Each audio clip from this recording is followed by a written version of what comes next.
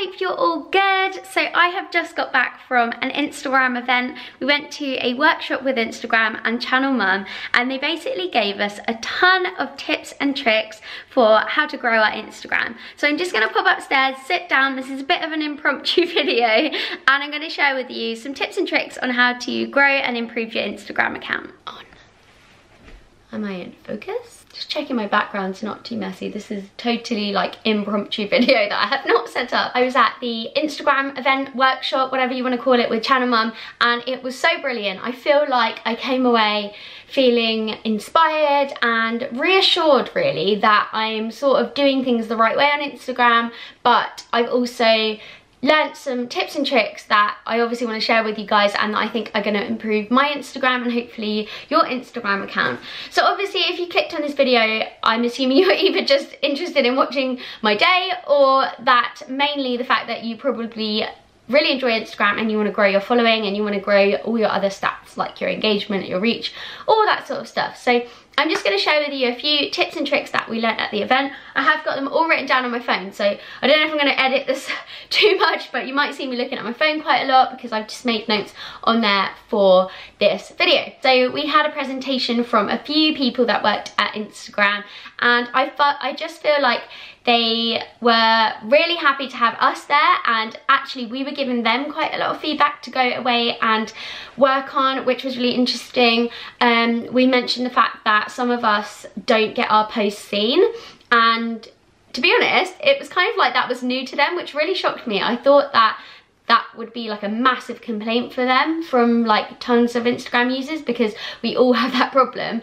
But yeah, they were kind of a bit surprised that we said that, and they said they don't really understand why people don't see our posts. Like if it's people that are regularly following us and engaging on our posts, then they definitely should be seeing stuff. So they took loads away from us and said to message them with like anything that we had concerns about, and they would try and work on it. So that was really, really cool, because I feel like they definitely took on constructive criticism and things that we would like to see from Instagram, and hopefully we will see them start improving and coming out in the future. I've split this down into sections.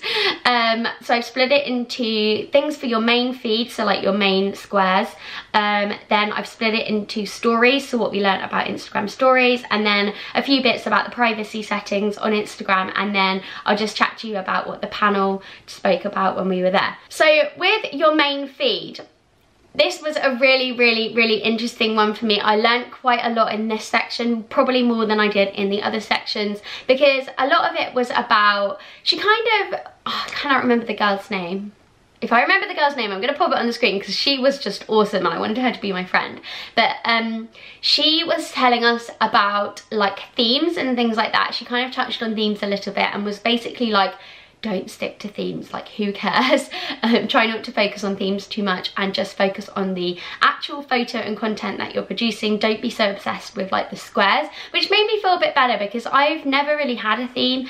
I do try to post like something different and kind of succinct in my feed, but I don't necessarily like stick to a theme with like what are they called, like those Lightroom filters and stuff like that. I think that that looks really nice, and I do find myself clicking on accounts that are aesthetically pleasing, but I don't necessarily think it's like a complete necessity. And she was sort of like basically saying that it's not a necessity to have that, so that was quite cool. She also touched a lot on vertical video. So this is something completely new to me, because I assumed that if you wanted to post a video to Instagram and you wanted it to get seen and look nice, then it would need to be in a square format. She actually said, no, no, no, steer away from square formats. You want that video to be filling the screen as much as possible. So shoot all video in vertical format if you can, and then upload it in the vertical frame. So I think Instagram gives you a few options. You can do like landscape, which she said completely do not do because it's just too small. Then it gives you square, which I was doing, and then it gives you vertical video. And she said if you're doing vertical video, it's quite an obvious answer, but it's going to fill up more of the screen and it's going to capture the viewer's attention a lot more than a little tiny square video is. You're going to be left with a lot of white space at the top and the bottom, and I just never ever really thought about that. So I'm quite excited to try that out. I also don't really post videos on my Instagram feed. I use that for stories, but I'm definitely going to try and post a few more videos to my feed, whether it's like clips from my vlog and then I put it into like a little nice video on my feed. I don't know, I'm just going to play around with it and try and do a few more videos on my Instagram feed. By the way, I don't know if I've mentioned, but my Instagram is at Lucie and the Bump, all one word. I have never changed it. I don't know if I ever will. I think I'll just always be Lucie and the Bump, just because it's easy. And yeah, so if you don't follow me already, that is my handle. And let me know your handles below. I'd love to check out some new people. I'm always looking for new people. She basically said that naturally as human beings we are drawn to moving objects, which is so true, and since she said that I've really noticed it a lot more.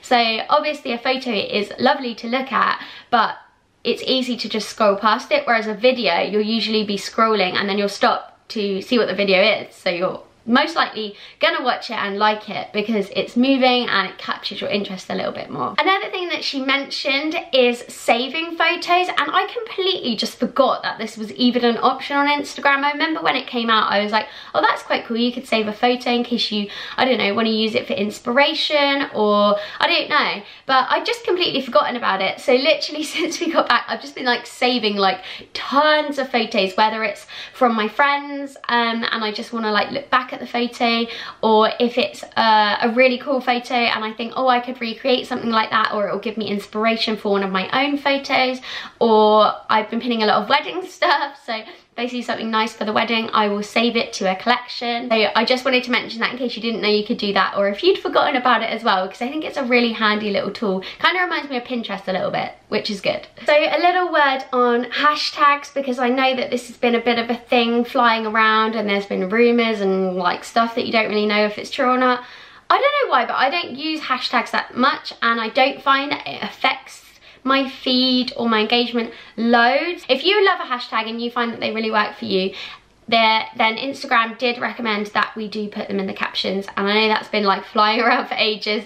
You can put them in the comments, and she wasn't 100% sure like how much that actually affects the photo or not. It definitely still works because I've done it in the captions tons of times, and you can click on the hashtag in the caption and it brings up like all of everything under that hashtag. So it does work in the comments, but for some reason they do recommend that you put it in the caption.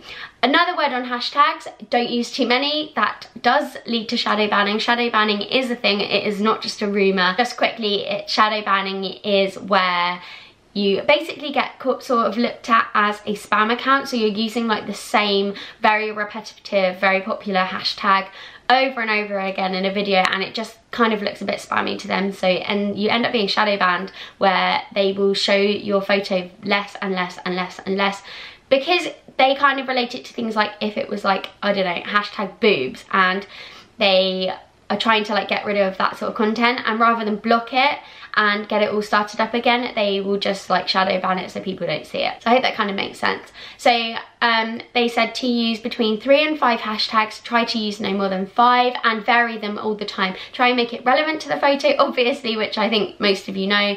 Try not to use something so generic like hashtag mum life. That was one of their examples, just because your photo's not going to get seen using that tag, that just so many people use it.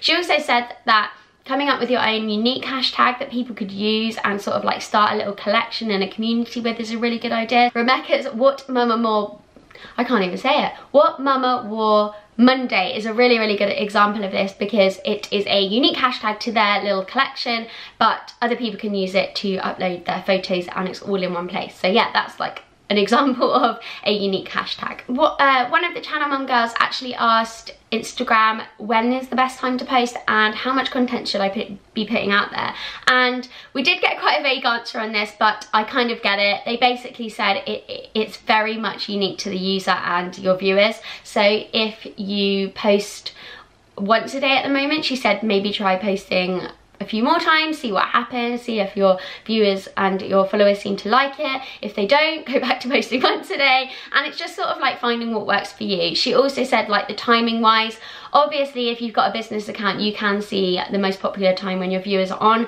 but you also want to make it timely. You don't want to be posting something that was from the morning at night, because it just doesn't really make sense. You've got to kind of think about, when are you online, when do you have time to be online, because the most likelihood is that your followers are going to be having the same sort of lifestyle as you, and so they're probably going to be online at the same time as you. So just sort of think about that when regards to what time you post, but also don't be too strict with yourself and just make it more natural. And if you need to post something like about your awful morning, then obviously don't wait till the evening to do that. So on to stories. We had such a good little story session on this. I think they called it Story School, which I thought was really cute. It was really fun. Everyone had to get their phones out and sort of play about with what they were telling us to do. So one of the things I took away from this was that you should use geotags a lot more. I'm pretty sure they're called geotags. So that is where you swipe up and it will find your location. Obviously you want to do this when it's safe.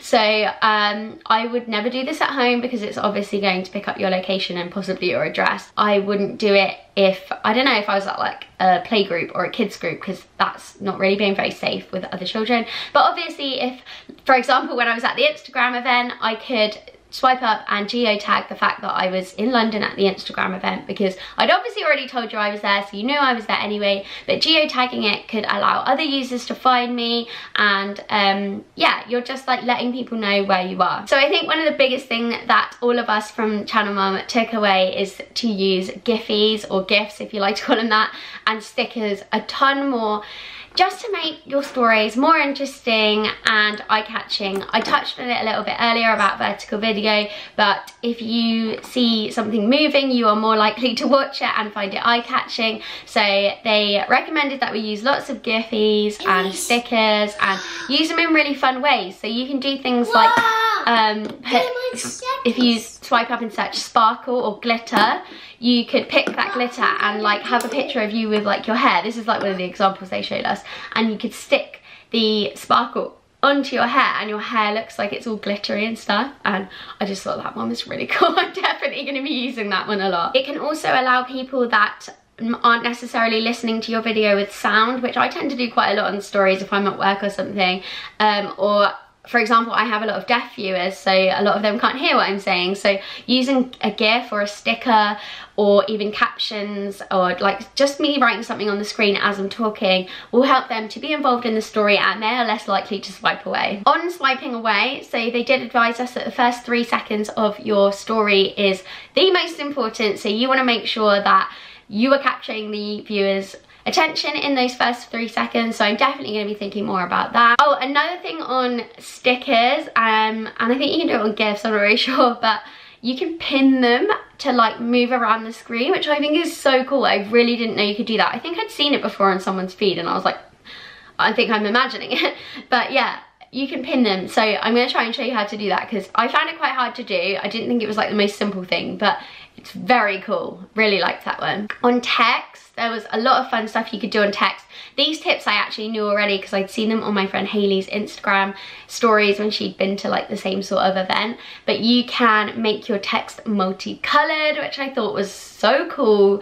Again, it's not the easiest thing to do. You need like more than one finger. But yeah, I think it looks really cool to have like rainbow text. And if you've got a bit of time to like edit your story, then it could be a really like a really fun sort of like effect to add to it. There are also more than just the standard colors along the bottom. Obviously, if you swipe this way, I think it's this way, you will find some more colors. But also if you click on the color itself, it will bring up a color palette and you can basically pick any color that you like. You can also use the dropper tool, which I really like to do, because I think if I can use a color that's already in the photo, it just makes it look really like, again, aesthetically pleasing. So yeah, you use that little dropper tool to pick a color on the picture and it will give you that color to do whatever you want with it, like whether you want to do a drawing or like scribble behind your writing to make it stand out or something. So the story guy that did us the talk, I really can't remember his name, I'm so bad with names, but he said to us to try and appear in your videos as much as you can. So I'm a bit guilty of this, so if I've got no makeup on or I just don't really feel like being on camera so much, I would just film what Harry's doing. I'll take pictures of my food and all sorts of stuff, but try and make sure that you're in your videos. I say probably like every day if you can. Just try and appear in them, because your viewers and your followers are coming to see you. Again, with the sort of amount of stories that you do, I know that me personally, I do get put off by literally like if someone's got like 100 of those little dots. It's a bit overwhelming for me, so I agree that you shouldn't have too many, but they did advise us that they have found through research that 5 to 8 stories per event is enough So you like try not to do any more than 5 to 8 stories. But obviously if you were on a bit of a rant about something then, and you've got to do 16 stories, then you do 16 stories. But I would say try to stick between 5 and 8 per event. So on to privacy, I'm not going to hang around on this one too much, but I am going to pop a link to the new Instagram website below, which has a lot of stuff about privacy and how to keep the community a kind and safe place. It was really interesting actually. I didn't know that you could block certain words from your comments, so I don't really get awful comments yet. I'm sure that will come in the future, and I have had some negative or weird ones before, but you can block certain words from your comments. You should also be reporting people. So there's a ton of people that I'm starting to notice are using bots to comment on things. So a bot is where, I don't know if they're like paying for it or it's like an app or something, but they can go onto this bot and it creates like a comment on every photo, I think, that they follow, or certain photos for people that they follow, and the comment never really makes sense to the video. That's how I always know that it's a bot. It's something like, oh, I really liked this photo, or I found this really useful, and it's like a photo of me like crying about Harry or something, and I'm like, how are you finding this useful? I don't know, they just never really make as much sense. So I never really reported them before, and I just used to leave them, but Instagram have try to encourage us to report them and as spam, and the more people do that, the more that bots and things and awful horrible comments and spam comments are gonna just go away. So then at the end of our session we had a little panel which was really, really cute. It was presented by Emma Gannon. If you don't follow Emma, you need to listen to her podcast. It's so brilliant, and we came away with her new book, which I was going to show you but I don't know where it is. On the panel was Papa Pucker, who is Mother Pucker's husband, if you don't know him, Mercer, who I'm pretty sure most of you follow because she's incredible, and also Clemmy Telford, who is like super popular as well. Clemmy, she is like a proper unfiltered mother, doesn't sort of like give a crap, which I love, like just really unfiltered, and she just tells it like it is, and I feel like I really related to her at the beginning. So when she'd first had a child and she was like, what the actual fuck is going on, like everyone seems like they've got their shit together and I haven't. And yeah, so she's sort of like that sort of mum, and she was telling us about how she sort of ended up on this journey of like content creation online and how she's made herself into like a business and a brand. And then Mercer, I think I'm saying it right. I followed her for ages now. She is a single mum and I just adore her story. I just feel like she's really real again, like she's really honest, and she uses her Instagram as a bit of a diary. Her little boy River is like, oh, so cute, I love him. And yeah, so she's got her own business now, and she was just talking to us about how like she's used Instagram to utilize her own business and obviously also use it as a creative outlet for her. And then Papa Pucker was probably my favorite panelist of the day, just because I'm so behind what him and Mother Pucker represent, and they are campaigning for flexible working. I am trying to go through the whole flexible working process myself, and I'm finding it really, really difficult because it's completely unapproachable and it's just not really like, I don't know, it's just really, really hard. And he was basically saying how he started out with his wife and they were just like, how the hell are we going to work 2 full-time jobs with kids? It's just impossible. No normal job is flexible enough to, you know, be able to raise a family and spend time seeing your children grow up, as well as have a career and have nice things and money. So yeah, I really like what they represent, and if you don't already follow them, I would highly recommend that you do. I'm going to stop waffling on now. I hope that you've really enjoyed watching what I got up to in London. This is a bit of a different video for me because I've sort of done a mix of vlog and sit down, but I hope that you've enjoyed it. I hope that you've learned a few tips and tricks to grow your Instagram, or I don't know, if you just like using Instagram for fun, you've learned to use Giphies a bit more. But anyway, do let me know if you like this video. If you've got any more tips or tricks or hacks for Instagram, then let me know in the comments below, because I would like to know them and I'm sure that my viewers would as well. And I'll see you in my next video. Bye!